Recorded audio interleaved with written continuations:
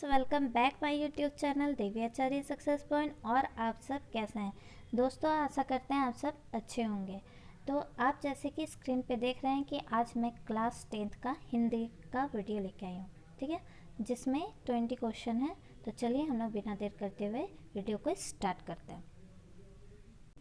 पहला क्वेश्चन है, पद कविता के कवि कौन है? तो इसका सही आंसर है दोस्तों, पहला तुलसीदास, दूसरा सूरदास, तीसरा नागार्जुन, चौथा है ऋतुराज। तो इसका सही आंसर है सूरदास, ठीक है। दूसरा क्वेश्चन है, बड़भागी किसे कहा गया है? पहला उद्धव को, दूसरा कृष्ण को, तीसरा गोपियों को, चौथा इनमें कोई नहीं। तो इसका सही आंसर है दोस्तों ए उद्धव को। क्वेश्चन नंबर 3, कृष्ण द्वारा चुराई गई अपनी किस वस्तु को गोपियाँ वापस लेना चाहती है? पहला माखन, दूसरा धन, तीसरा मन और चौथा है दही। तो इसका सही आंसर है दोस्तों सी मन। क्वेश्चन नंबर 4, गोपियाँ श्री कृष्ण को किसके समान मानती है? पहला हरियल की लकड़ी के समान, दूसरा राजगुरु के समान, तीसरा कमल के पत्ते के समान, चौथा तेल की गगरी के समान। तो इसका सही आंसर है दोस्तों ए हरियल की लकड़ी के समान। चलिए आगे बढ़ते हैं दोस्तों। क्वेश्चन नंबर 5, तिन्हीं ले सौंपो पंक्ति में किसकी ओर संकेत किया गया है? पहला जिनका मन चक्री के समान चंचल है, दूसरा जिनका मन स्थिर है, तीसरा जो योग का संदेश देते हैं, चौथा इनमें कोई नहीं। तो इसका सही आंसर है दोस्तों ए जिनका मन चक्री के समान चंचल है। क्वेश्चन नंबर 6, गोपियों द्वारा उद्धव को बड़भागी कहने का क्या कारण है? पहला कृष्ण के प्रिय सखा होना, दूसरा कृष्ण के समीप रहकर भी निर्गुण की बात करना, तीसरा उद्धव का अत्यंत ज्ञानी होना और चौथा है इनमें सभी। तो इसका सही आंसर है दोस्तों कृष्ण के समीप रहकर भी निर्गुण की बात करना, ठीक है। आगे बढ़ते हैं दोस्तों। क्वेश्चन नंबर 7, मथुरा जाते समय श्री कृष्ण गोपियों का क्या लेकर गए? पहला नीति, दूसरा मन, तीसरा बुद्धि और चौथा है इनमें कोई नहीं। तो इसका सही आंसर है दोस्तों मन। मथुरा जाते समय श्री कृष्ण गोपियों का मन ले गए। क्वेश्चन नंबर 8, गोपियाँ राजधर्म की बात किससे कहती है? पहला कृष्ण से, दूसरा उद्धव से, तीसरा हरि से, चौथा स्वयं से। तो इसका सही आंसर है बी उद्धव से। क्वेश्चन नंबर 9, गोपियों के अनुसार राजा का धर्म क्या होना चाहिए?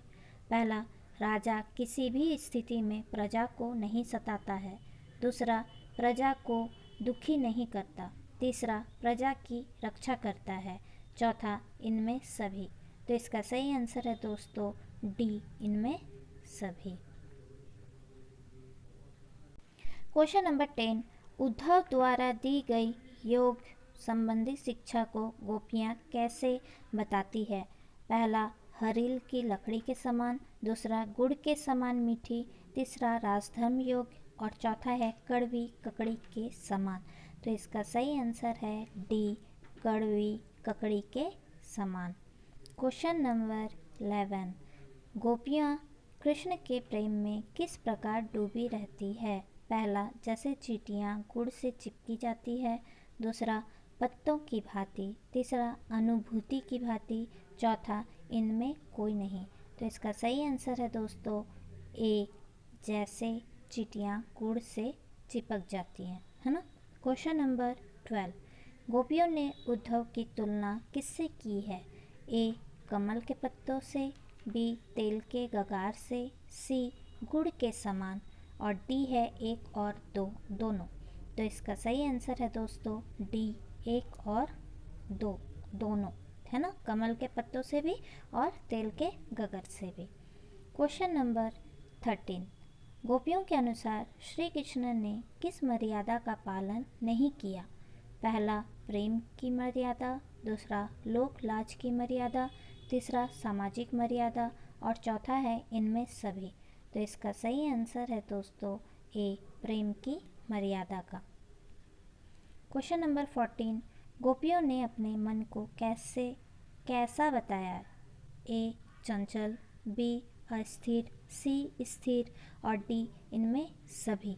तो इसका सही आंसर है सी, स्थिर। आगे बढ़ते हैं दोस्तों। क्वेश्चन नंबर 15, कमल के पत्ते व जल का उदाहरण निम्नलिखित में से किसके लिए उपयुक्त हुआ है? ए, गोपियों के लिए, बी, श्री कृष्ण के लिए, सी, उद्धव के लिए और डी है स्वयं कवि के लिए। तो इसका सही आंसर है सी, उद्धव के लिए। क्वेश्चन नंबर 16, हरिल पक्षी से किसकी तुलना की गई है? पहला कृष्ण की, दूसरा गोपियों की, तीसरा उद्धव की और चौथा है ब्रजवासियों की। तो इसका सही आंसर है बी, गोपियों की। क्वेश्चन नंबर 17, कृष्ण ब्रज से जाते समय अपने साथ गोपियों का क्या चुरा ले गए थे? पहला माखन, दूसरा शहद, तीसरा दही और चौथा है गोपियों का मन। तो इसका सही आंसर क्या है दोस्तों? गोपियों का मन। ये क्वेश्चन 2 बार घुमा के दिया है, ठीक है, कोई बात नहीं, चलिए आगे बढ़ते हैं। क्वेश्चन नंबर 18, सूरदास का जन्म कब हुआ? सन 1448, दूसरा सन 1468, तीसरा सन 1478 और चौथा है सन 1458। तो इसका सही आंसर है दोस्तों सी, 1478। ठीक है, आगे बढ़ते हैं। क्वेश्चन नंबर 19, सूर सागर में लगभग कितने पद हैं? पहला लगभग 125, दूसरा लगभग 700, तीसरा लगभग 1100 और चौथा है लगभग 500। तो इसका सही आंसर है लगभग 500।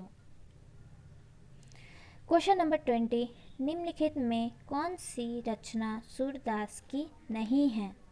पहला सूर सागर, दूसरा सूर सरावली, तीसरा साहित्य लहरी, चौथा है साहित्य अमृत। तो इसका सही आंसर है साहित्य अमृत। तो जैसा कि दोस्तों आपने देखा कि 1 से लेकर 20 तक हम लोग ने आज हिंदी का भी वीडियो कंप्लीट कर लिया है, क्वेश्चन आंसर कंप्लीट कर लिया है और एग्ज़ाम बहुत ही सामने है। आपको अच्छी तरीके से तैयारी करनी चाहिए। आप जितना हो सके यूट्यूब में वीडियो देखिए, उससे कुछ नॉलेज लीजिए ताकि आप लोगों का क्वेश्चन आंसर का भी सॉल्व हो सके और मेरे साथ भी बने हुए रहें। अभी तक अगर आपने मेरे चैनल को लाइक, सब्सक्राइब, शेयर नहीं किया है तो आप जल्दी से कर दीजिए और मेरे साथ जुड़े हुए रहें। मिलते हैं नेक्स्ट वीडियो में, तब तक के लिए धन्यवाद।